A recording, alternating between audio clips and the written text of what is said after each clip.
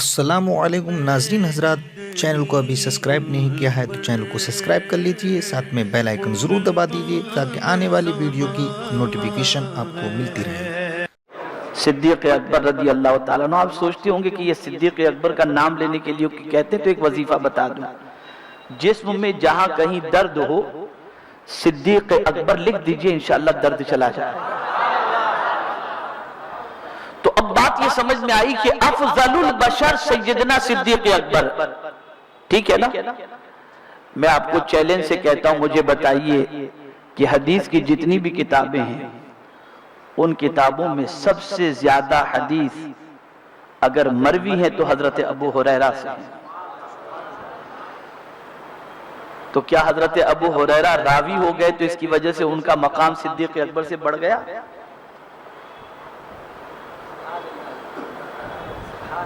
نہیں نا؟ تو اب سمجھ لیجئے اس کا مطلب یہ نہیں ہے کہ صدیق اکبر رضی اللہ تعالیٰ عنہ کا مرتبہ حضرت ابو ہریرہ سے کم ہے، نہیں، صدیق اکبر کا مقام بہت عرف و اعلیٰ ہے۔ اب یہاں میں آپ کو بتاؤں، بہت ساری چیزیں ہوتی ہیں، بہت ساروں کے حصے کی ہوتی ہیں۔ اللہ رب العزت جل جلالہ نے کسی کو کچھ حصہ عطا فرمایا، کسی کو کچھ حصہ عطا فرمایا، کسی کو کچھ مقام عطا فرمایا، کسی کو کچھ مرتبہ عطا فرمایا، سب کی الگ الگ اللہ عز و جل نے سب کا الگ الگ مرتبہ اور اسٹیٹس رکھا ہے۔ اسی طریقے سے امام اعظم ابو حنیفہ رحمت اللہ تعالی علیہ کو بھی اللہ رب العزت جل جلالہ نے استنباط کی صلاحیت عطا فرمائی تھی، اور وہ استنباط کی صلاحیت اتنی تھی کہ آپ کو میں بتاؤں گا تو حیرت ہوگی کہ دنیا کے کئی ممالک کے اندر آج اگر عدلیہ کا نظام جو چلتا ہے اس میں امام اعظم ابو حنیفہ رضی اللہ تعالیٰ عنہ کے فتاوے پر اور ان کے مسائل کو سامنے رکھ کر، ان کے اجتہاد کو سامنے رکھ کر اسی کے مطابق فیصلے ہوا کرتے ہیں۔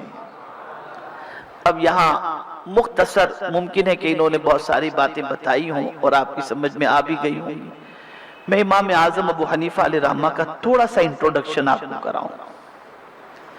امام اعظم ابو حنیفہ رحمت اللہ تعالی علیہ کے دادا اپنے بیٹے حضرت ثابت، جب حضرت امام اعظم کے والد، حضرت امام اعظم کے والد کا نام ثابت، حضرت امام اعظم کا نام نعمان، تو امام اعظم کے دادا امام اعظم کے والد کو جو بہت چھوٹے تھے انہیں لے کر مولا علی کی بارگاہ میں حاضر ہوئے، حضرت ثابت کو لے کر مولا علی کی بارگاہ میں حاضر ہوئے، تو مولا علی کرم اللہ تعالی وجہہ الکریم نے حضرت ثابت جو بچپن میں بچے تھے، چھوٹے سے تھے، ان کے سر پر دست شفقت پھیرا اور دعاؤں سے نوازتے ہوئے فرمایا کہ اللہ تمہیں اور تمہاری اولاد کو علم و عمل و دولت کے اندر برکتیں عطا فرما۔ یہ اس دعا کا اثر تھا۔ دوسری چیز، جب حضرت امام اعظم کے والد کا انتقال ہو گیا، حضرت ثابت کا،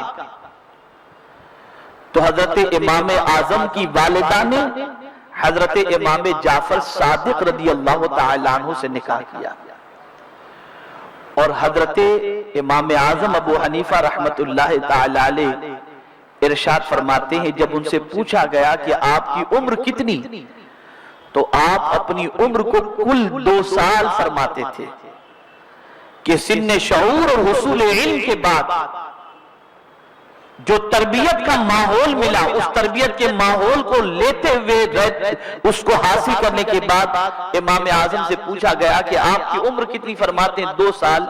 پوچھا گیا کہ 2 سال کس وجہ سے، آپ کی عمر تو بہت زیادہ لگ رہی ہے، تو ارشاد فرماتے ہیں اگر امام جعفر صادق رضی اللہ تعالیٰ عنہ کی مجھے 2 سال کی معقول اور مکمل صحبت میسر نہ ہوتی تو میں ہلاک ہو جاتا اور مجھے آج وہ مقام نصیب نہ ہوتا۔ یہ 2 سال کی صحبت کا نتیجہ ہے۔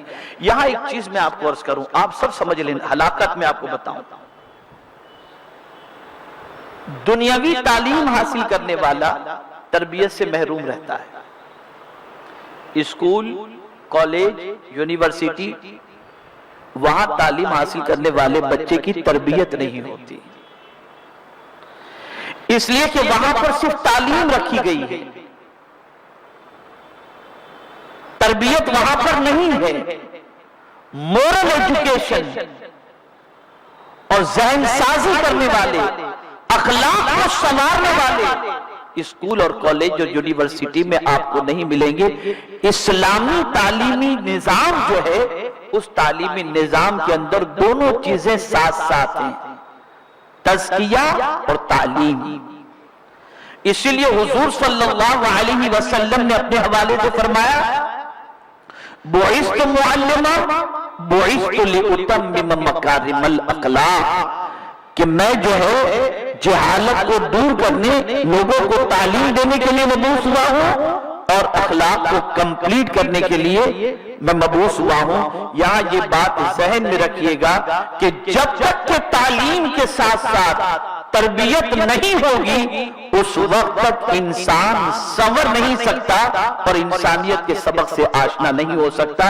امام اعظم ابو حنیفہ علیہ الرحمۃ والرضوان علم کے ساتھ ساتھ انہوں نے تربیت پائی، اور اسی تربیت کا نتیجہ تھا جس کی وجہ سے نکھار پیدا ہوا، اور اس نکھار کا عالم یہ کہ اللہ اکبر، میرے آقا صلی اللہ علیہ وسلم کا وہ ارشاد گرامی جس میں حضور صلی اللہ علیہ وسلم نے فرمایا کہ میری امت میں سے ایک شخص ایسا ہوگا جو ملک فارس کا ہوگا، علم اگر ثریا ستارے پر ہوگا تو وہ وہاں سے بھی علم لے کر کے آئے گا، اور اس سے مراد جملہ محدثین اسی بات پر گئے ہیں کہ اس سے مراد امام اعظم ابو حنیفہ رحمۃ اللہ تعالی۔ اب کچھ اور باتیں سمجھا دوں آپ کو۔ امام اعظم ابو حنیفہ رحمۃ اللہ تعالی علیہ بہت چھوٹے تھے، ننھے سے تھے، عمر ہوگی 7 سال 9 سال کی کم و بیش۔ ایک خطیب تھے میرے جیسے، بہت دنیا کے اندر جو ہے وہ لوگ تقریر کی وجہ سے آدمی سمجھتا ہے تقریر کرنے والے کے پاس سارا علم ہے، کچھ نہیں ہوتا الا ماشاءاللہ۔ ہر ایک کی فیلڈ الگ الگ ہوتی ہے۔ خطیب جو ہوتے ہیں مسائل میں ایکسپرٹ نہیں ہوتے، وہ اپنے پریزنٹیشن کے اعتبار سے ایکسپرٹ ہوتے ہیں، اپنے ٹاپک کے اعتبار سے گفتگو اور پریزنٹ کرنے میں ایکسپرٹ ہوتے ہیں۔ ہر فیلڈ کے الگ الگ ہے۔ یہ ضروری نہیں کہ ہر تقریر کرنے والے کے پاس سارا علم ہو، اور یہ بھی ضروری نہیں کہ جس کے پاس علم ہے وہ تقریر کرنے والا بھی ہو۔ لیکن مشائخ کے اندر ایسے بہت سارے بزرگ گزرے ہیں کہ جن کو اللہ عز و جل نے علم بھی عطا فرمایا تھا اور ساتھ میں ملکہ خطابت بھی عطا فرمایا تھا۔ تو ایک خطیب تھے، خطاب فرما رہے تھے۔ خطاب میں انہوں نے ارشاد فرمایا، خطاب کے اختتام پر، تم کو جو سوال کرنا ہو مجھ سے سوال کر سکتے ہو، میں تمہارے سوال کا جواب دوں گا۔ امام اعظم ننھے سے تھے، بیٹھے ہوئے تھے۔ قربان جائیے ادب کتنا تھا۔ امام اعظم سوچتے کہ میں چھوٹا ہوں، اگر کھڑے ہو کر کے میں نے سوال کیا تو یہ بے ادبی ہوگی، بے ادبی ہوگی۔ تو قریب ایک جوان شخص بیٹھا ہوا تھا، اس سے انہوں نے کہا ذرا حضرت سے یہ سوال پوچھو نا۔ کہا کیا سوال؟ کہا پوچھو۔ حضرت نے جب فرمایا کہ جو سوال پوچھنا ہو پوچھو، تو یہ سوال پوچھو کہ سر میں جو بال ہیں وہ طاق ہیں یا جفت؟ اب آپ طاق اور جفت شاید نہ سمجھے ہوں۔ جیسے 1 کو طاق کہتے ہیں، 3 کو طاق کہتے ہیں، 5 کو طاق کہتے ہیں، 7 کو طاق کہتے ہیں، 2 کو جفت کہتے ہیں، 4 کو جفت کہتے ہیں، اس طریقے سے۔ تو سوال پوچھنے والے نے کھڑے ہو کر کے یہ سوال کیا، بلکہ تقریر کرنے والے نے کہا تھا تمہارے سوال کا تم جو بھی سوال کرو گے اس کا جواب میں قرآن سے دوں گا۔ تو انہوں نے یہی سوال امام اعظم نے ان سے کہا کہ ذرا پوچھ لیجئے سر میں جو بال ہیں وہ طاق ہیں یا جفت؟ قرآن سے جواب دیجئے۔ اب جب سوال پوچھنے والے نے کھڑے ہو کر سوال پوچھا تو وہ بھی بزرگ تھے، تو انہوں نے فرمایا یہ سوال تمہارا تو نہیں لگ رہا، کوئی بہت پڑھے لکھے انسان ہی کا یہ سوال ہو سکتا ہے، کوئی بہت پڑھے لکھے کا۔ بتاؤ کس نے یہ سوال کیا؟ تو وہ لوگ جھوٹ بھی نہیں بولتے تھے نا، تو فوراً کہا کہ حضرت یہ بچے نے یہ سوال کیا۔ کہا بیٹے اٹھ جاؤ۔ دیکھیے امام اعظم اٹھ گئے، انہوں نے کہا بیٹے جو سوال تم نے کیا ہے بتاؤ تمہیں اس کا جواب معلوم ہے؟ امام اعظم نے فرمایا حضرت مجھے معلوم ہے۔ کہا بیٹے مجھے نہیں معلوم تم ہی بتا دو۔ تو امام اعظم نے فرمایا وَمِن كُلِّ شَيْءٍ خَلَقْنَا زَوْجَيْن، ہر چیز کا ہم نے جوڑا پیدا کیا ہے، تو بال بھی طاق نہیں ہے، بال بھی جفت ہے۔ یہ علم تھا۔ اب ایک بات اور عرض کر دیتا ہوں پھر گفتگو کو ختم کرتا ہوں۔ بچہ کتنا ہی بڑا کیوں نہ ہو جائے، ماں کی نظر میں بچہ ہی ہوتا ہے، اور ماں اس سے یہی سمجھتی ہے ابھی اس کو تو کیا آتا ہوگا، کچھ بھی نہیں آتا، بھلے دنیا کچھ بھی کہتی ہو لیکن ماں کی نظر میں بچہ ہی ہوتا ہے۔ ہم بھی کبھی سوچتے ہیں، مولانا انصار صاحب پڑھتے تھے ہمارے یہاں، چھوٹے تھے تو کبھی خیال آتا ہے تو مولانا انصار وہ نہیں ہے کہتا ہے، لیکن الحمدللہ آج اللہ نے علم عطا فرمایا ہے۔ ایسے بہت سارے موسیٰ بھائی ہیں، سید احمد ہیں، اور بھی مبلغین ہیں، وہ جب آئے تھے شروع میں تو ہم کو یاد ہے کہ کیسے کھڑے رہتے تھے، کس طریقے سے بات کرتے تھے، کتنا ڈرتے تھے، کتنا جھجکتے تھے، تو کبھی وہ بچپنے والا منظر یاد رہتا ہے۔ تو ماؤں کی پوزیشن ایسی ہوتی ہے، وہ اپنے بچے کوئی بچہ وہ دودھ پیتا وہ بہت شرارت کرتا تھا، ایسی ہوتی ہے۔ تو امام اعظم کا بہت شہرہ تھا، بہت شہرہ ہو گیا، بہت مشہور ہوئے، لیکن ان کی والدہ جو ہے نا ایک خطیب سے متاثر تھی، ایک جو مقرر تھے نا ان سے بہت متاثر تھی۔ تو جب کوئی مسئلہ ہوتا نا تو امام اعظم کی والدہ امام اعظم سے کہتی نعمان، تو وہ کہتے جی ماں، بیٹا یہ مسئلہ فلاں مولانا سے پوچھ کے آ جاؤ۔ تو امام اعظم چلے جاتے پوچھنے کے لیے۔ اب جب وہ خطیب صاحب سے مسئلہ پوچھتے تو خطیب صاحب کہتے حضرت آپ مجھے کیوں شرمندہ کرتے،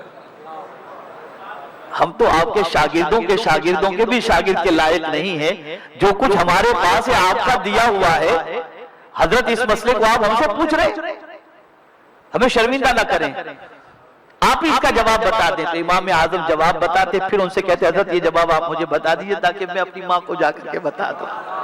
کبھی ماں کو یہ نہیں کہا، توجہ چاہوں گا، ماں کو یہ نہیں کہا ماں وہ تو میرا شاگرد ہے تو ان سے کیا پوچھتی ہے، مجھ سے سب پوچھ، نہیں، ماں جو تو کہتی ہے وہی میں کرنے کے لیے تیار ہوں۔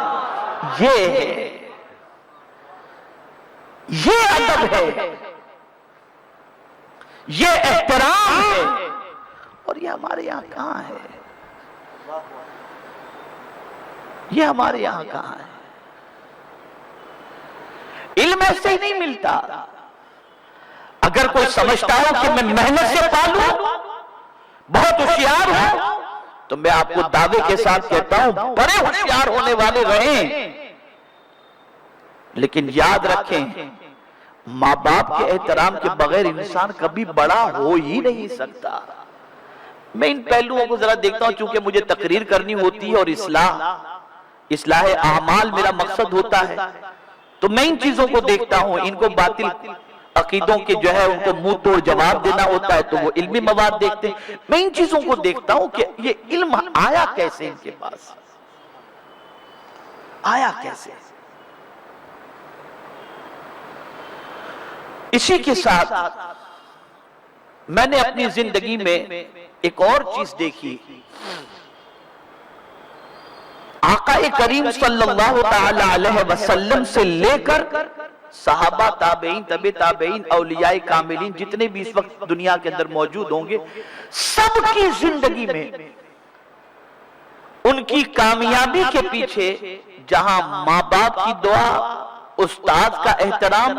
امام اعظم ابو حنیفہ رضی اللہ تعالیٰ عنہ سے کسی نے سوال پوچھا کتا بالغ کب ہوتا ہے،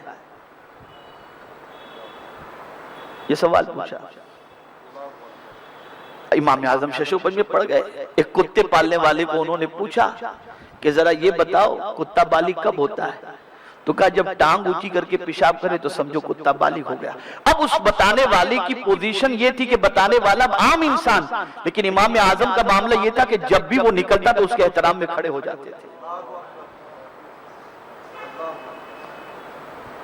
یہ استاد کا احترام، اور الحمدللہ رب العالمین سرکار صلی اللہ علیہ وسلم کی نالے نے پاک کا صدقہ ہے کہ میں نے اپنی زندگی میں دو ذاتوں کا خاص طور پر احترام کیا ہے، اور انشاءاللہ پروردگار مرتے دم تک اس احترام کو باقی رکھنے کی مجھے توفیق عطا فرمائے۔ میں نے اپنی زندگی میں اپنے ماں باپ اور اپنے اساتذہ، کبھی میں نے ان کی بے ادبی نہیں کی، کبھی ان کی میں نے گستاخی نہیں کی، کبھی ان کو ناراض کرنے کی میں نے کوشش نہیں کی۔ میں نے اپنی زندگی کے اندر ان کی دعائیں لیتا رہا، اسی لیے آج اللہ عز و جل نے ان کی دعاؤں کے صدقہ و طفیل پروردگار یہ دین کا کام لے رہا ہے۔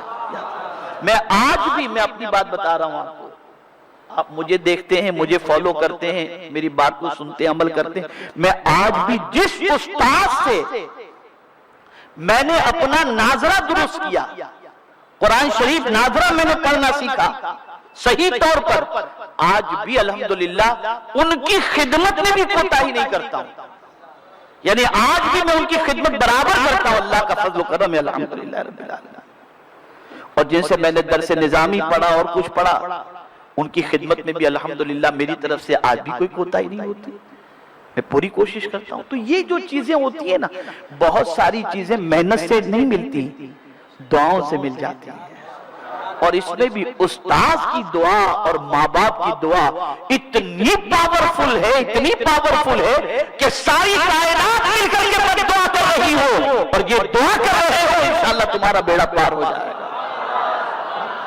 تو امام اعظم ابو حنیفہ رحمت اللہ تعالی علیہ کو بہت کچھ ان چیزوں سے ملا، تو ہمیں چاہیے کہ بہت کچھ پانا ہے تو ان چیزوں پر بھی نظر رکھیں۔ تو عرض یہ کر رہا تھا، جہاں یہ دو چیزیں ماں باپ کی دعا اور اساتذہ کی دعا، اس کے ساتھ اور دو چیزیں، تعلق بالقرآن اور نماز۔ یہ دو چیزیں اتنی طاقتور ہیں، اتنی طاقتور ہیں کہ آدمی قرآن شریف سے اپنے تعلق کو مضبوط کر لینا تو علم جو ہے نا وہ اتنا آتا ہے کہ بسا اوقات آدمی وہ بات کر جاتا ہے جس کے بارے میں کبھی اس کو خیال بھی نہیں ہوتا۔ یہ قرآن کا سب سے بڑا معجزہ ہے، اس کی تاثیر ہے۔ جہاں امام اعظم علیہ رحمہ کا مزار شریف الحمدللہ مجھے حاضری کی سعادت نصیب ہوئی ہے، اور میں نے جمعۃ الوداع وہیں پر میں نے ادا کیا تھا، امام اعظم علیہ رحمہ کی بارگاہ میں۔ امام اعظم کا جہاں مزار ہے نا، اس جگہ پر امام اعظم نے بیٹھ کر 6000 کم و بیش قرآن مقدس کی تلاوت، کتنی 6000 ختم قرآن شریف کے انہوں نے کی۔ یہ امام اعظم کی پوزیشن تھی۔ اور کسی نے کہہ دیا کہ یہ تو رات بھر جگتے ہیں، کھڑے رہتے ہیں، پوری رات عبادت میں گزار دیتے ہیں۔ جب سے سنا تب سے پوری رات سونا ہی بند کر دیا انہوں نے۔ اور بھی بہت سارے پہلو ہیں جو ایک انسان کے لیے علم آنے کے لیے، تقوی آنے کے لیے اور فضیلت آنے کے لیے صرف محنت علم کی طرف نہیں، باقی اور بہت ساری چیزیں ہیں جس سے سفر ایزی ہو جاتا ہے۔